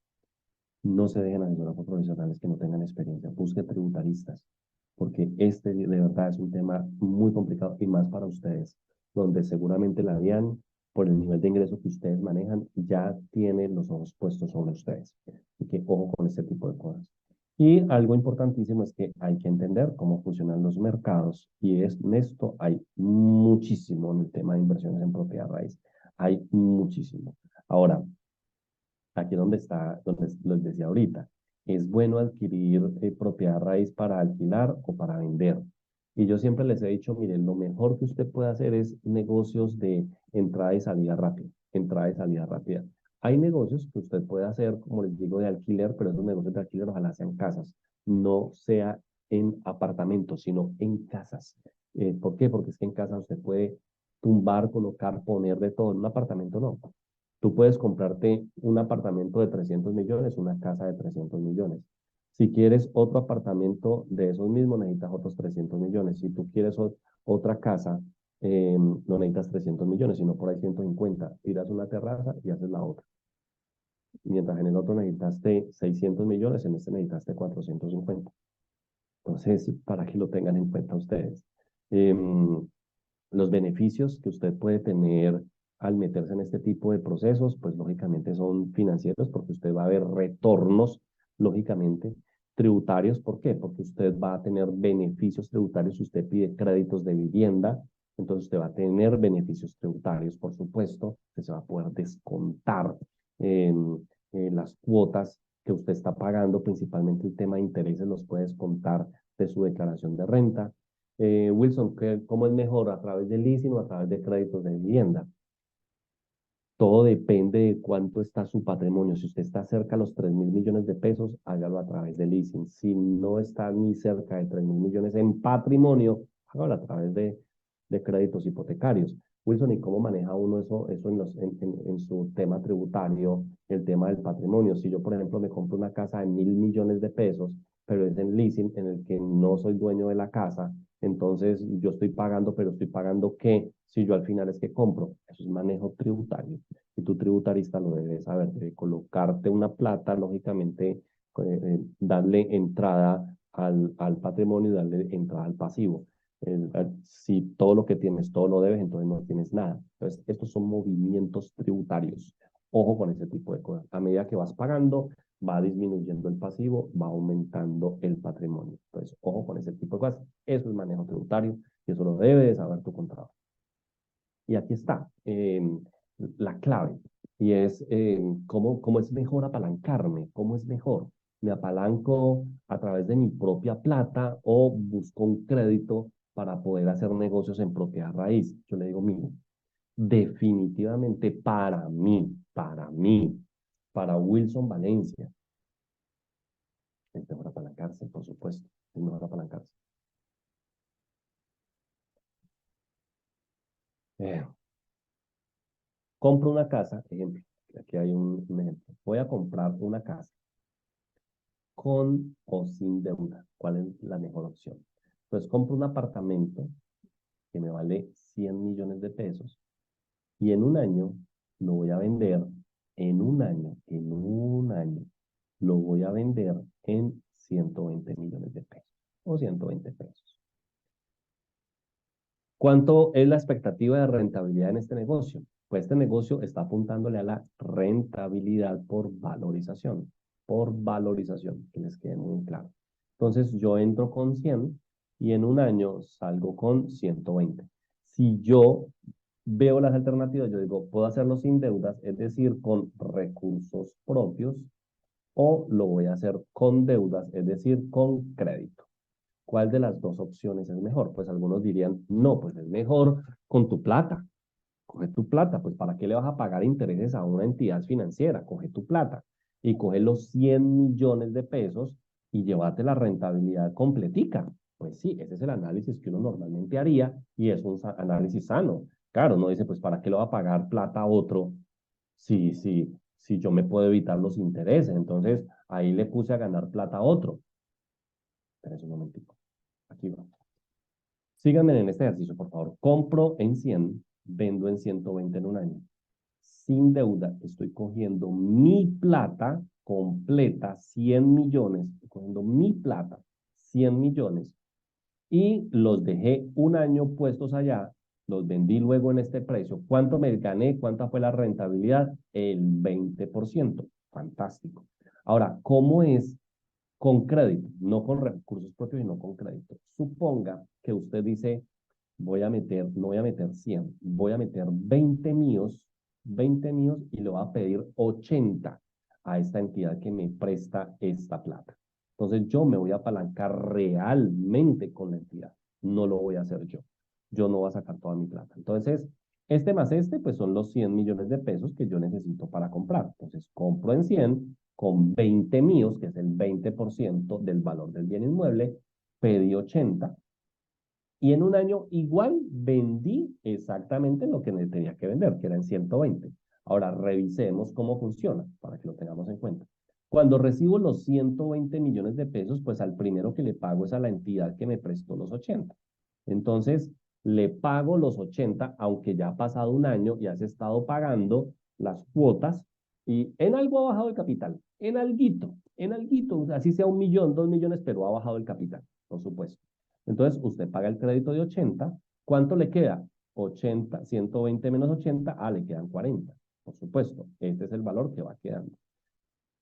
¿Qué debe de tener en cuenta? Los intereses, el costo de tener estos 80 millones de pesos, el costo de financiación. Suponga que esto usted lo adquirió en ese momento al 10% de rentabilidad. No, que usted tuvo que pagar el 10% en ese momento de todo el capital. Es decir, que usted pagó 8 millones de pesos por que le hubieran prestado 80. Entonces, usted, ese 8, esos 40 menos esos otros 8, le quedan 32. Entonces, ¿usted a quién le paga? Usted ya tiene 32. ¿A quién le paga? Pues se paga usted mismo. Es decir, usted coge los 20 que usted metió. Se coge los 20 que usted metió, porque se tiene que devolver su plata. Es decir, el retorno de su inversión. Entonces, usted coge 20 millones de pesos. ¿Cuánto le queda? Pues le quedan 12. Entonces usted dice, 12 millones es mi rentabilidad. Si esto lo divido en los 20 que yo puse, 12 dividido 20 es 0.6%, es el 60%. Es decir, que con 20 millones de pesos tuyos, te llevaste el 60% de rentabilidad. Con 100 millones tuyos, te llevaste el 20% de rentabilidad. ¿Estamos claros? ¿Hay preguntas? ¿O estamos bien? ¿Pero claro? Preguntas en relación al ejercicio que acabas de hacer, no. A la conversación anterior, sí. ¿A cuál? ¿A cuál? Léeme Pues al algo. tema tratado anterior, si quieres resolvemos por ahí unas dos o tres. Sí, sí. Y Por si quieren acá nos, preguntas de este. Porque este por te acá quedó nos, claro el ejercicio, Paula. a mí me quedó claro, pero sí me queda sonando porque en uno 20 y en el otro 60, si finalmente tomo un crédito, pago interés, eh, toca analizarlo más de coquito. Pues ahí lo tenés, mira, metiste 20 tuyos, pediste 80. Ujú, ¿Cuánto da eso? Los 100 para comprar. ¿En cuánto vendo? En un año, en 120. O sea, hasta aquí estoy haciendo lo mismo hasta acá. Pago los 80, ¿sí o no? Al ujú. banco. Me quedan 40, ¿sí o no? Descuento los intereses que le pagué al banco. Entonces le pagué 8 en intereses al banco. Hago la suma y resta y le pagué 8 al banco. ¿Cuánto me quedan? 32. 32 millones. Saco los 20 que yo invertí. ¿Cuánto me quedan? 12. Me gané 12 millones invirtiendo yo realmente solo 20. Solo 20. Yo cojo 12 en 20, me da el 0,6%, me da el 60%, me lleva el 60%. Es más, yo con estos 100 puedo hacer 5 ejercicios como estos y no llevarme 20 millones de pesos, sino llevarme 60 millones de pesos. ¿De dónde? Pues 12 que me va a llevar por cada uno por 5 son 60 millones de pesos. O sea que puedo multiplicar por 3 la inversión de esos 100 millones iniciales. Por ahí nos dicen siempre y cuando lo vendan un año. Claro, es que estamos manejando el mismo supuesto. Que acá se vendan un año y que acá se vendan un año, por supuesto. Estamos con el mismo supuesto, claro que sí. Hay mayor rentabilidad porque estás trabajando con la plata del otro. Excelente, claro, por supuesto. Es mayor porque el capital realmente no lo estoy colocando yo, lo está colocando otro. Yo estoy colocando un capital bajito y me estoy llevando un valor importante. Claro. En la estrategia con deuda del 60% de rentabilidad, ¿cuánto hay que pagar por ganancia ocasional? Esa pregunta, Dios mío, pero ¿cómo es posible? Sí, hay que meterse en un tema de ganancia ocasional, aunque si yo no estoy escriturando y yo no he escriturado, pues yo lo que tengo realmente es una renta de capital. Entonces, yo, por ejemplo, tengo que estar preparado tributariamente para este tipo de cosas. Entonces, por ejemplo, yo debo de tener la actividad económica, la 0090, que es la de rentista de capital, para que yo pueda por ahí justificar estos ingresos. Yo puedo coger parte de este recurso y llevármelo a una cuenta AFC para después en el siguiente año hacer la misma operación y no manejarlo como una ganancia ocasional, sino llevarme esta plática al bolsillo como tal. Entonces, yo le puedo dar un manejo tributario. Por eso les digo, financieramente es una cosa, tributariamente es otra. Entonces tienes que estar preparado con tu financiero y tu contador para hacer este tipo de ejercicios, para que te digan cómo es. Nos Pero yo, dicen por acá, en ese caso sería dependiendo del tiempo, los intereses y el momento del proyecto. sí, claro, sí, pero estoy colocando esto en un mundo ideal. Estoy haciendo una utopía. Estoy haciendo el mundo ideal. Lo compré en esto, lo vendí en esto en tanto tiempo. El mundo ideal. ¿De acuerdo? Sino que estoy colocando las dos opciones en ese mundo ideal, para que podamos ver de que si las condiciones son las mismas, me beneficia más con crédito. Wilson, ¿y si no es para vender, sino para vivir? Si no, pues ahí ya no hay rentabilidad. Ahí ya no hay rentabilidad. ¿Por qué? Porque no vas a vender, es para que tú vivas.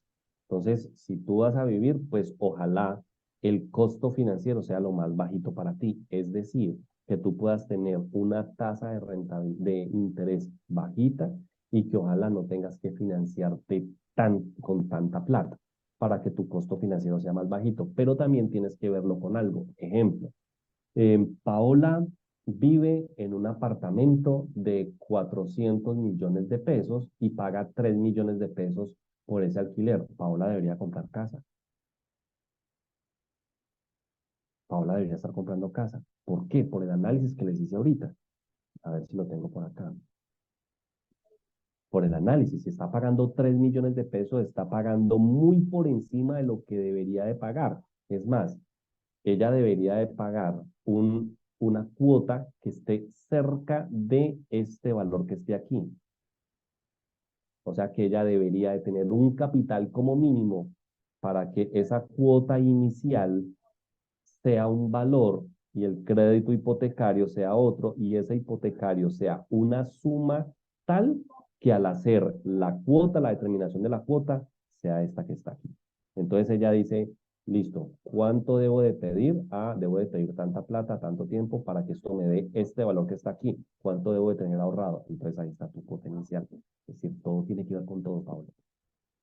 Pero ahí no hay rentabilidad porque no estás vendiendo, ¿vale? Vale. Ujú. Ay, yo sí Bueno, soy claro. por acá Yo sí soy tenemos más claro. preguntas, pero estas en relación al tema que ya habías hablado.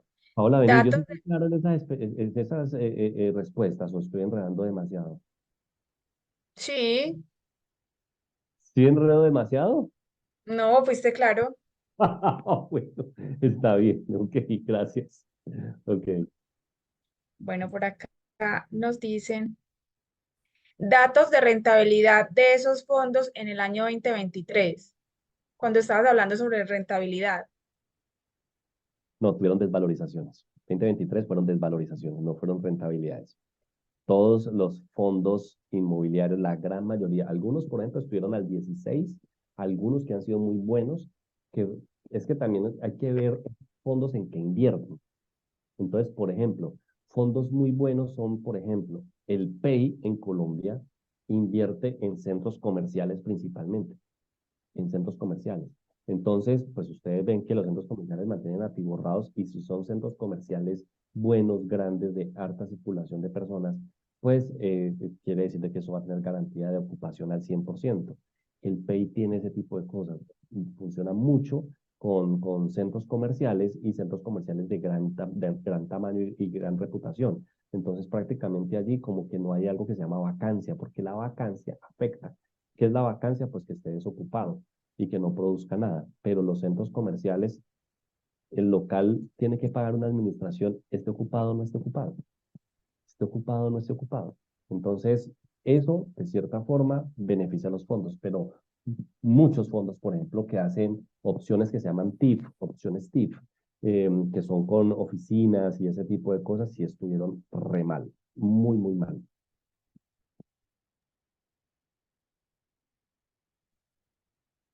¿Tienen más preguntas, Paula? Sí. ¿Estos fondos tienen comisiones de manejo estandarizadas por la ley colombiana o cada uno las pone a criterio propio? Las comisiones como tal funcionan con tasas.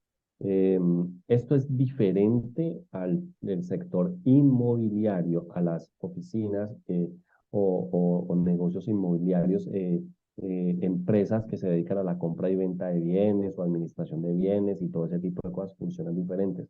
Los fondos inmobiliarios son distintos. Las inmobiliarias como tal, por comprar y vender, cobran el 4% más IVA normalmente. Estos fondos que administran recursos y que le apuntan a este tipo de cosas están a veces a tasas máximas del 2% en comisión efectivo anual, 2% efectivo anual de las comisiones, de la inversión como tal. Cuando usted dice analice los fondos, ¿qué es lo primordial que hay que mirar? Respaldo, facilidad para retirar el dinero, cambios en cualquier momento de la inversión. Ya, y mucho.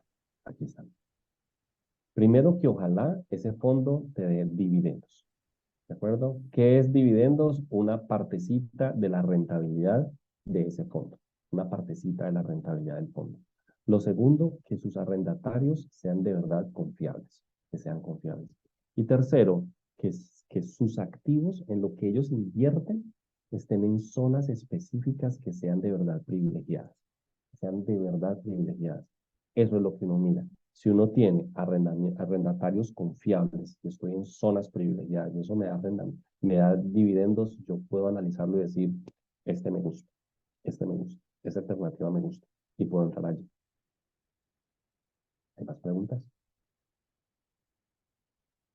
También un segundo que es que tengo tantas que las tengo que organizar. Bueno, por acá nos dicen, tener dólares guardados es una inversión buena, regular, mala, conservadora a largo plazo.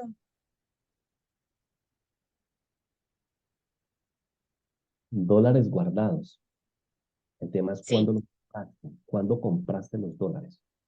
Si los compraste hace año y medio a 5.000 y pico de pesos, pues a pesos de hoy no fue una buena inversión, lógicamente. Lo que pasa es que uno debe de comprar dólares para resguardarse en, frente a lo que ocurre en el país. Por ejemplo, la propiedad raíz nos blinda de inflación, porque la propiedad raíz se descuenta inflación y siempre está subiendo por encima de la inflación. Entonces, es una de las formas. Ahora, volviendo al tema del dólar.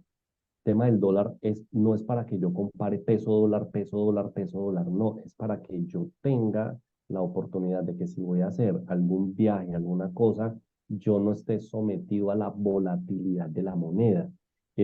Hace poco se decía, el peso colombiano se ha fortalecido y es una de las monedas que más se ha fortalecido en el mundo. Pero ¿cuál fortalecido? Si veníamos de una debacle brutal, veníamos de una devaluación brutal de la moneda. ¿Cuál fortalecido? Si todavía estamos rayando los 4.000 pesos, ¿dónde se fortaleció? O sea, no se ha fortalecido en absolutamente nada. Es más, esa volatilidad no genera ningún tipo de confianza. Uno debe decir, venga, es que hace 30 años el dólar está en Colombia a 2.000 pesos. Eso es respaldo. Eso sí, pero la volatilidad, eso no tiene sentido. Si tú tienes dólares, es muy bueno, pero si los tienes, por ejemplo, en cuentas en el exterior.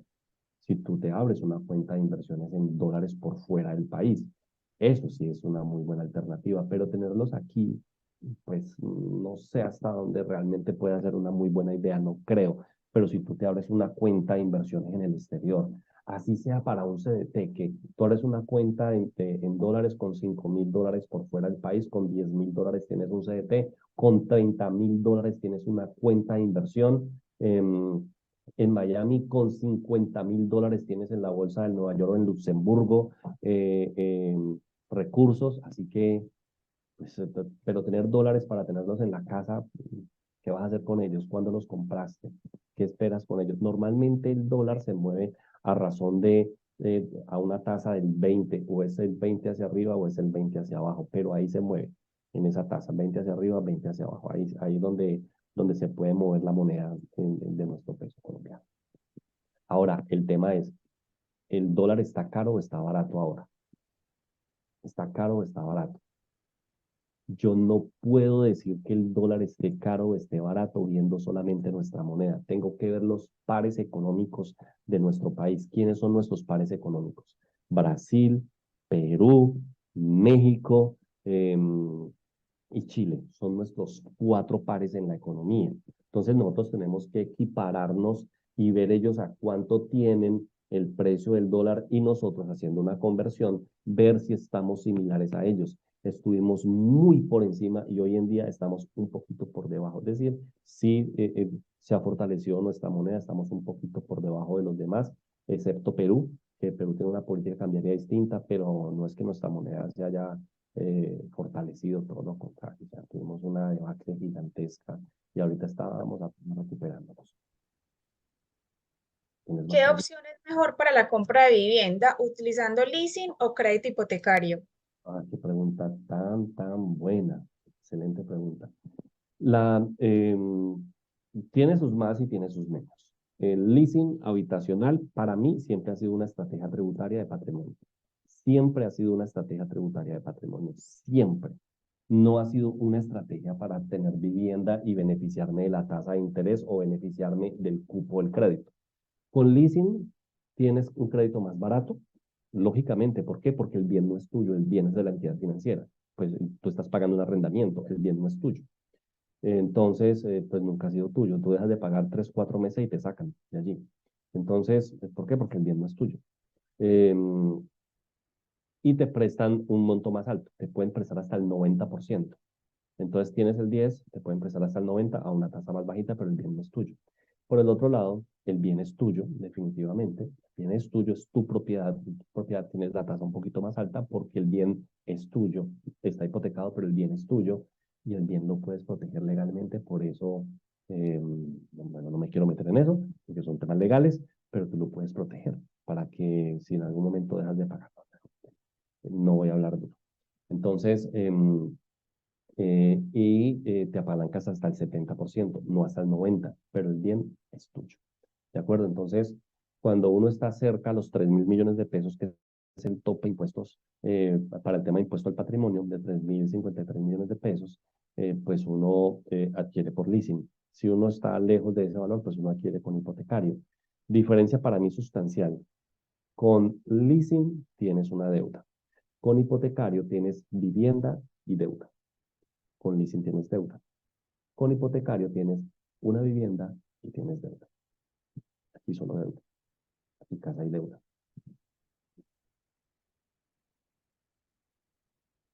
¿Sí? Vale. ¿Qué tan conveniente es comprar lotes?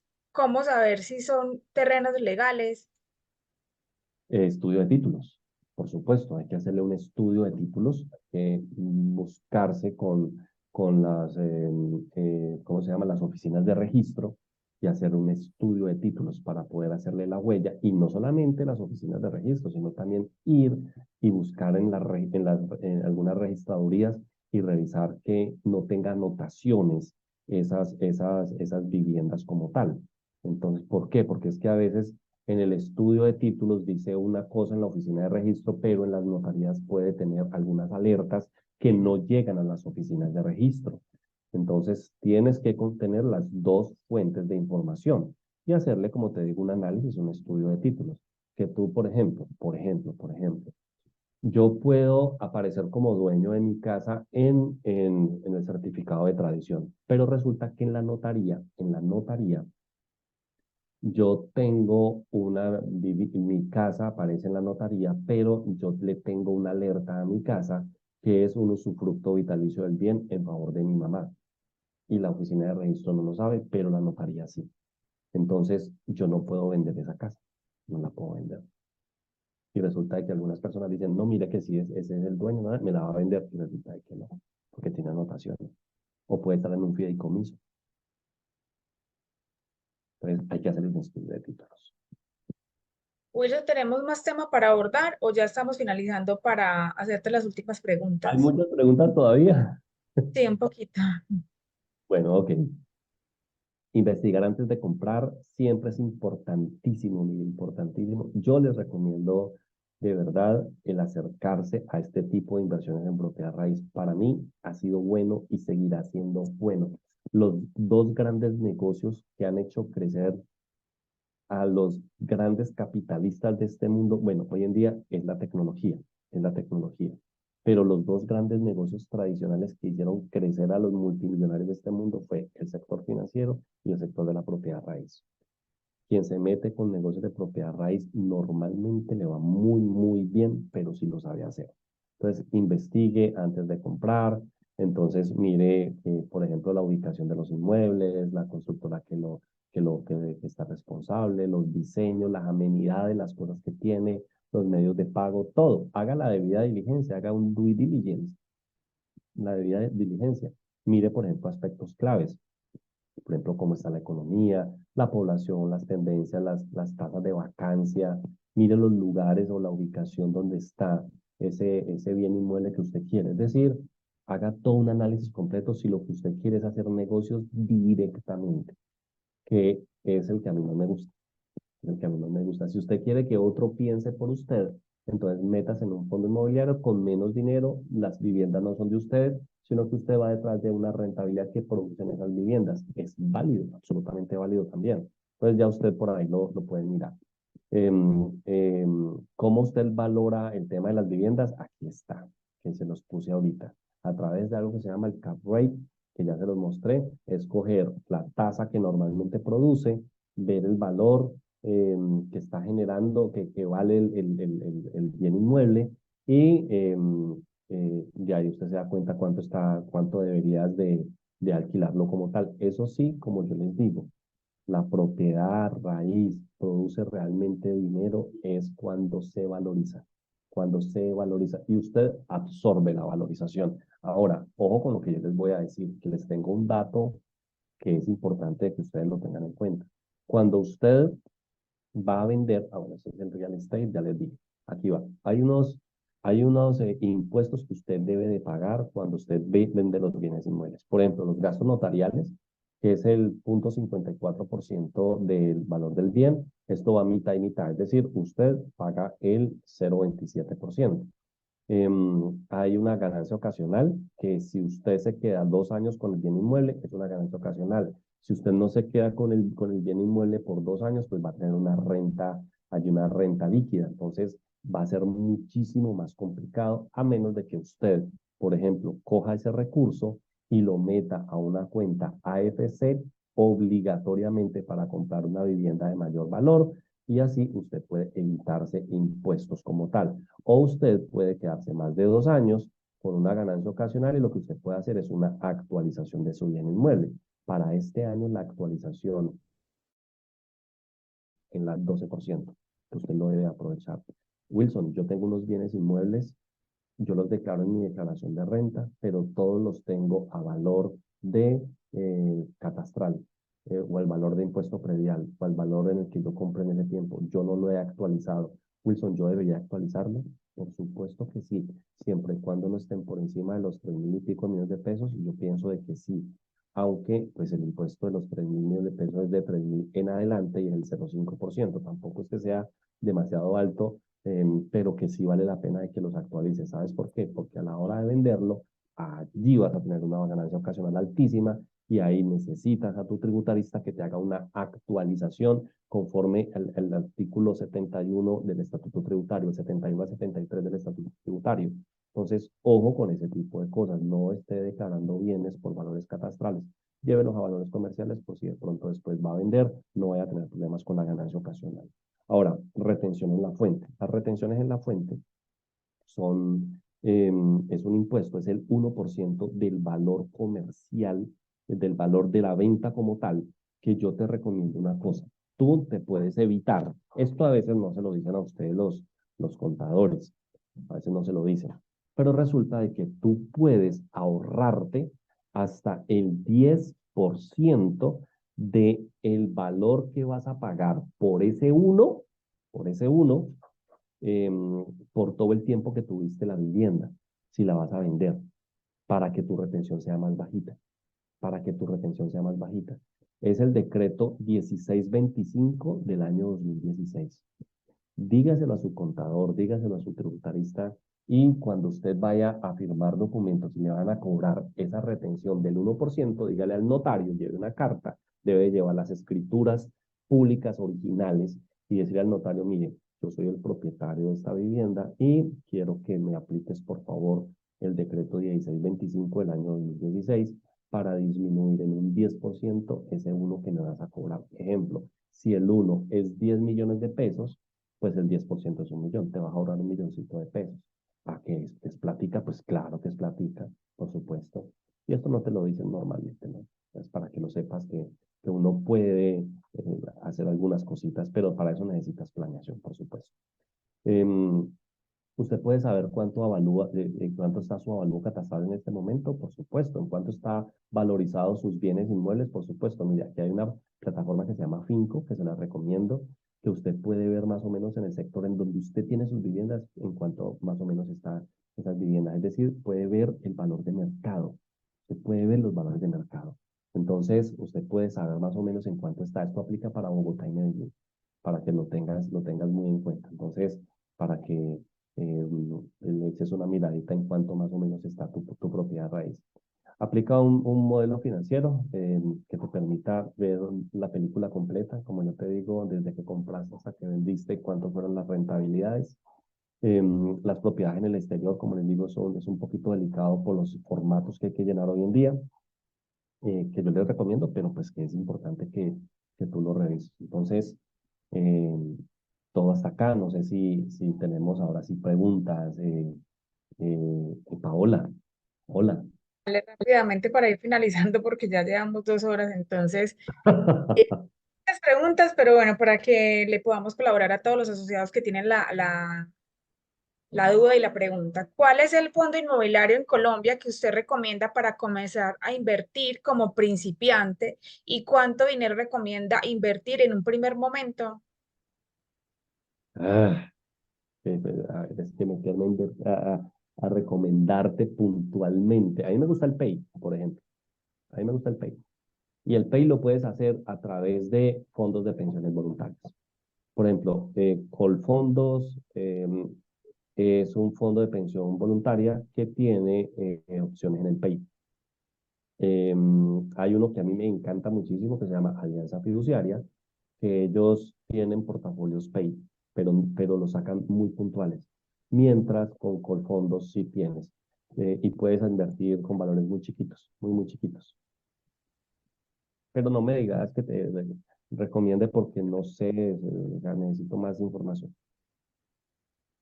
La inversión en Estados Unidos es en propiedad raíz. Para declarar la de bancos también. Sí, por supuesto, claro que sí. Hay que declarar también todos los recursos que tienes por fuera, claro que sí. Es más, si tú tienes activos en el exterior, debes de anexar a tu declaración de renta un formulario que le anexa a tu declaración, que es de declaración de fondos en el exterior. Esta pregunta va de acuerdo al ejercicio. Eso determinaría si debo vivir en arriendo o comprar propiedad para vivir en ella en un momento determinado. Sí, claro, por supuesto, claro que sí, claro. Es cuando tú dices, ya es el momento de comprar vivienda. Me debería de montar en un plan de vivienda, claro que sí. ¿Qué opinión tienes de los derechos fiduciarios en proyectos de renta corta? Es que mientras menos manos entren en ese negocio es mucho mejor. O sea, está bien que tú tengas el tema de apalancamiento y que tengas un blindaje con fiducias, pero la idea es que no lo tengas. La idea es que sí, por ejemplo, te valgas, por ejemplo, de pólizas de arrendamientos y todo ese tipo de cosas. Y ya para rentas cortas, es que a mí el tema de rentas cortas, la verdad les digo, a título personal, me genera cierto temor porque es que usted no conoce la contraparte realmente.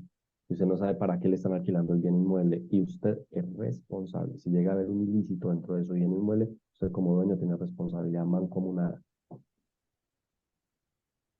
¿Cuál es el plazo ideal, normal, para vender una inversión en propiedad raíz? ¿3 meses, 6 meses, etcétera? Ok, si yo lo que es, a ver, partamos de un hecho. La propiedad raíz alcanza, por ejemplo, para proyectos de vivienda de constructoras y todo, arranca su máxima valorización llega a los 8 años. En 8 años ya llegó su punto máximo de valorización. Es decir, que un proyecto de vivienda que lo compraste en el año 2020 al 2028 ya alcanzó su máxima valorización. ¿Cuándo tú puedes vender? Tú puedes de pronto alquilar y venderla ya cuando esté su máxima valorización, o tú puedes entrar y salir. Es decir, meterte en un proyecto cuando apenas esté arrancando y salirte de él antes de escrituración. Antes de escrituración para no coger gastos de escrituración. Por supuesto, no tener gastos de escrituración. Entonces, tú puedes entrar y salir y simplemente lo que te llevas ahí es una renta de capital y no tienes que colocar absolutamente nada de recursos adicionales. ¿Qué empresas en Medellín realizan fix y flip? Ah, pero ¿por qué? ¿Por qué me pones a que te recomiende empresas? No soy yo. No, eso es muy comprometedor. No, no, no, no, no, no te voy a responder esa pregunta. No, no porque no la conozco. La he escuchado, pero no la conozco. Y capaz de que salir a invertir allá y pasa algo y decir, es que no, no, no, no, no, no, no, no, no me le mido, por favor, no. Búscalo en Google más bien, pero no me le mido, perdón, no me le mido. Entiéndanme, por favor, no quiero ser muy laxo en ese tema y recomendando así, no, no. ¿Qué tan conveniente es comprar lotes? Es muy bueno siempre y cuando, por ejemplo, vas a parcelar o vas a vender. Es buenísimo. O si vas a tener un muy buen proyecto allí, es muy bueno. Si vas a hacer un glamping, yo qué sé. Pero de que el tema de lotes para mí es una muy buena alternativa. La pregunta que te voy a hacer va también en relación al ejercicio que hiciste de la compra de la vivienda. Los 100 millones los puedes repartir en varias opciones de inversión y obtener una rentabilidad diversa. Lo importante es saber con qué cuentas y estar bien organizado en tu flujo de caja. Bueno, esta no es más bien una pregunta, es como Eh, ya una afirmación. sí, es una aclaración y es una reflexión que está haciendo al respecto. Me parece súper acertada. Inversión en edificio de habitaciones de 20 a 30 metros sobre planos para renta corta y luego vender es buena, y cuándo hacerlo en Zúñiga, Envigado, en una reciente promoción. Ay, hasta me das datos de dónde es y todo. No puede ser. No, el doctor preguntó eso, o la doctora. No, pero es que no puede ser. Es que me estás colocando unos temas demasiado específicos. No, yo en eso no me meto porque no sé realmente cómo funciona. No conozco la entidad, no sé el lugar donde está, no sé cómo funciona. Entonces es demasiado arriesgado responderte. Perdóname no responderte, pero quiero ser responsable en lo que estoy diciendo. En agosto, la acción de Pay estaba a 40.000. Hoy cerró en 66.000. ¿Hasta qué valor consideras que puede llegar a estabilizarse? Puede pasar de 100. No te digo más. Puede pasar de 100. Si yo soy de régimen simple, igualmente realizan retención en la fuente al vender un inmueble. Claro, por supuesto. Eso es un impuesto que se genera en la notaría directa. Entonces, claro que sí, por supuesto. Claro. Acuérdese que ese impuesto es un anticipo. Esa retención es un anticipo, que a veces te sirve, a veces no te sirve, dependiendo de cuánto impuesto vas a pagar. Así sea régimen simple, de todos modos te aplica. ¿Qué piensas en invertir en vivienda BIS? Eh, pues si lo que yo voy a hacer es tenerla allí para luego venderla, acuérdate, quedarme mínimo 2 años allí eh, y luego llevarme una ganancia ocasional, pero hacerle valorizaciones en esos 2 años para que tu ganancia ocasional no sea alta, pero de que es una buena alternativa, para mí es una muy buena alternativa. Cuando se paga el leasing y hay que escriturar, ¿es mejor esperar para opción de compra o por el impuesto a patrimonio? Mejor opción de compra, de una vez, opción de compra. Y como ya habías llevado al patrimonio, porque cuando te metiste en leasing ya lo habías llevado al patrimonio, si tu contador no lo ha hecho, cometió un error terrible, te quiero decir, terrible, porque lo debió haber colocado en patrimonio y haberlo neteado como pasivo. Acuérdate, ¿qué es el patrimonio? Es la diferencia entre el activo y el pasivo. Si yo tengo en patrimonio 500 millones y en pasivo 500, ¿cuánto tengo realmente? Pues nada. Entonces, el contador te debió haber llevado al patrimonio los 500 millones y al pasivo los 500 millones de pesos. ¿Cuánto tienes? Pues ya fuiste liberando patrimonio, entonces puedes hacer la opción de compra y ya lo tienes allá en el patrimonio. No te va a aparecer de la nada, porque hay algunos que nunca declararon ni siquiera lo que estaban pagando. Entonces, de un momento a otro les va a aparecer un patrimonio altísimo y si les hacen comparación patrimonial, vea.